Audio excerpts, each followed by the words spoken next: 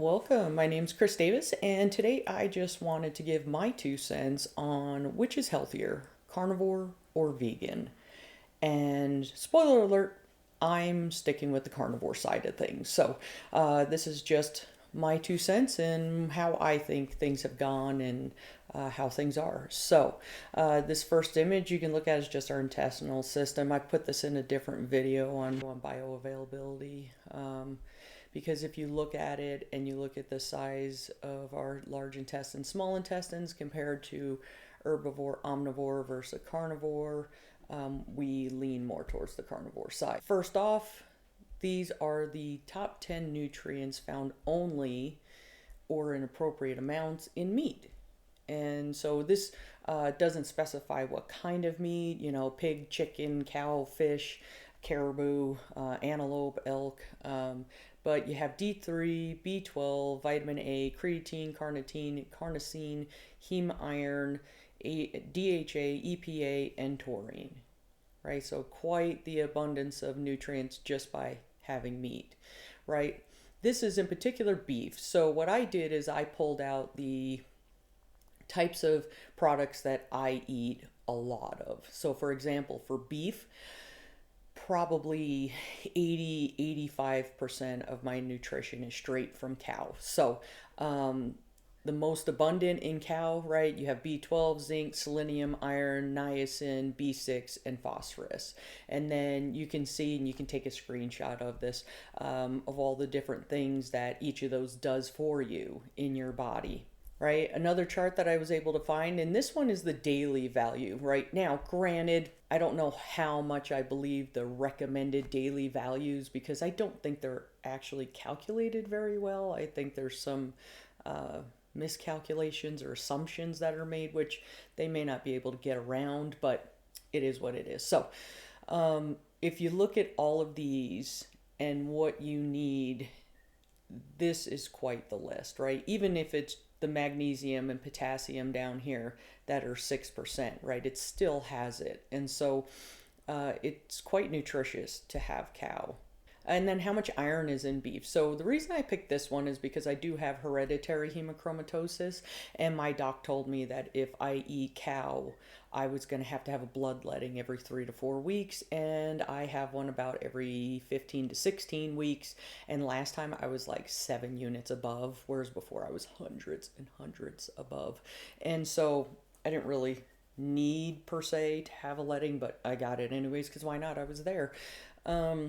I typically do 80-20, and there's no way I just eat a 3-ounce cooked serving. Typically, my steak is anywhere between 16 and 24 ounces. So even cooked, it's way more than that. So I'm getting quite a bit of iron in my system. Eggs, right? They have gone back and forth for what, a century now? Eat them, don't eat them, eat them, don't eat them, just eat the whites, skip the yolks, right? But look how healthy they are. Look at all the minerals and vitamins that are in an egg. So I typically have 4 eggs for breakfast every day, regardless if I'm traveling, right? If I'm traveling, I go get a 4-egg omelet somewhere. And so I have 4 eggs every day. But look at what I'm getting for my money. Next, salmon. I don't eat salmon very often. I'd say maybe twice a month. But I do enjoy a really nice piece of salmon. But again, look at all the minerals. Look at all the vitamins that are in a piece of salmon. Look at the protein. I mean, good grief, right? It's just packed. And I really don't know why someone would say that salmon is bad for you. And I know they talk about the whole mercury content, and from what I can tell, you'd have to eat a lot of it, and more so than, those villages that's predominantly all they eat is salmon. So if they're not getting mercury poison, I really don't see me getting it, eating salmon twice a month. So I also picked elk, right? Mainly because I live in Idaho and there's elk and we hunt them and harvest them.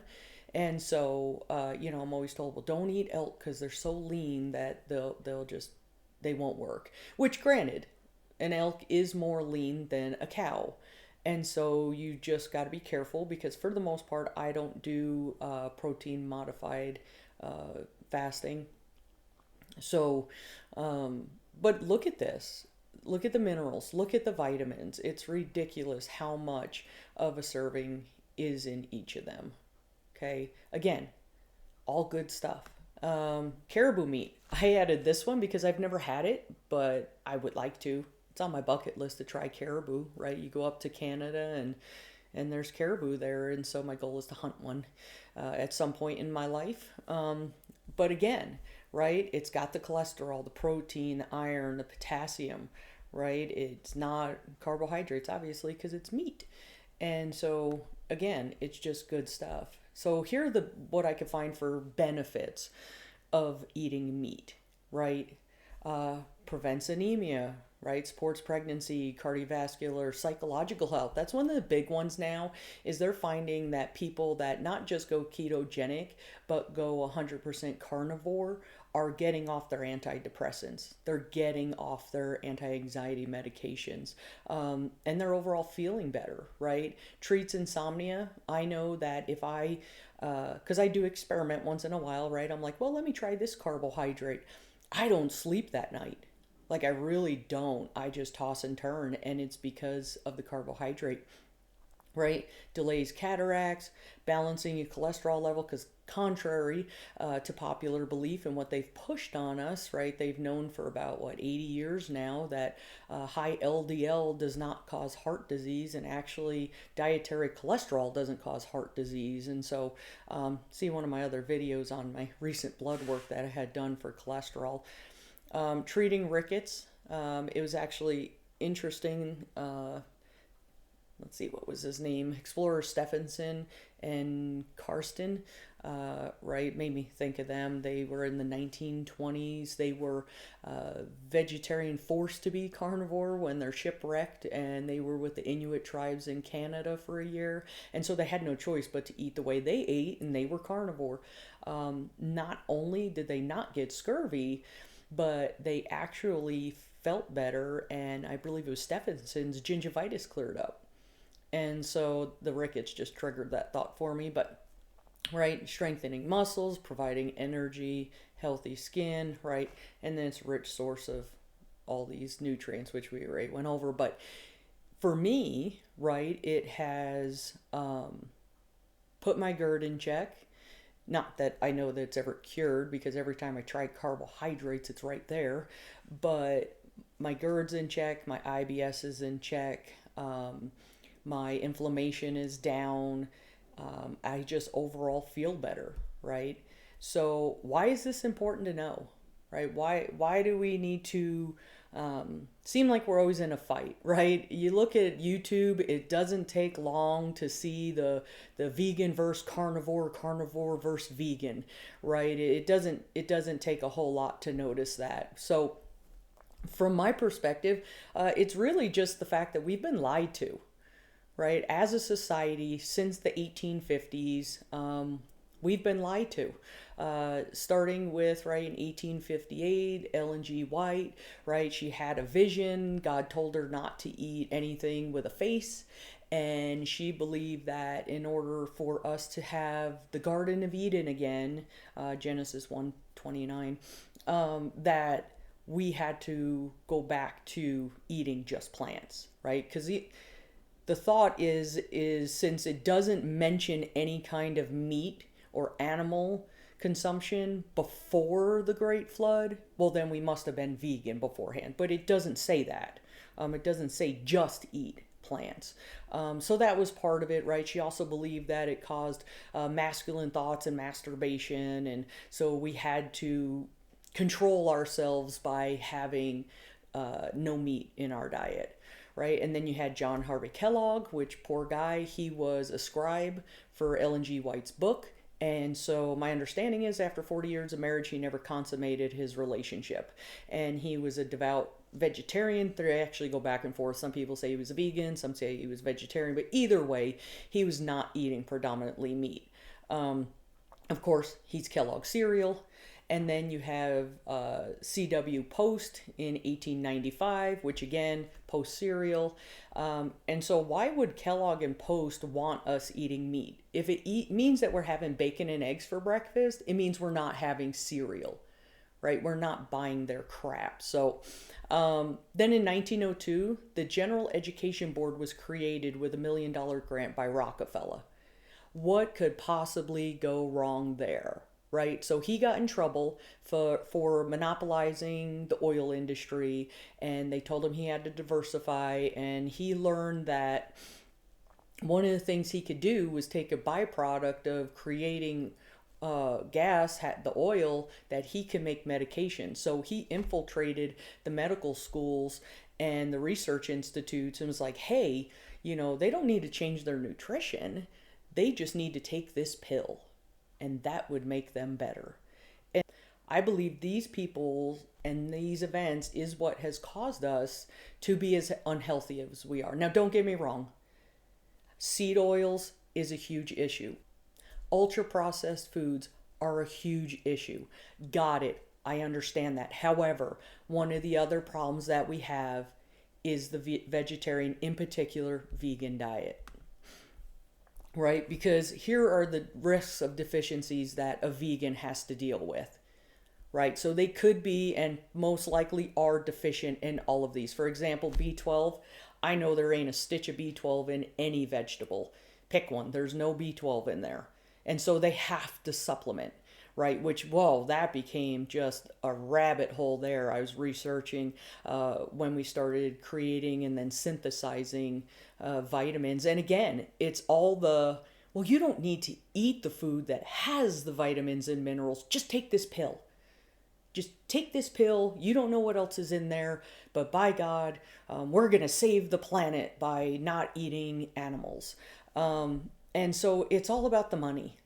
Really it is. Because if we all go to the way God designed us to eat, which is predominantly animal products, then they can't make money off of us because we're not going to be sick. And we're not going to need their pills. And we're not going to need their vitamins and all the crap that they sell. Right? So here are some of the health risks associated with a vegan diet.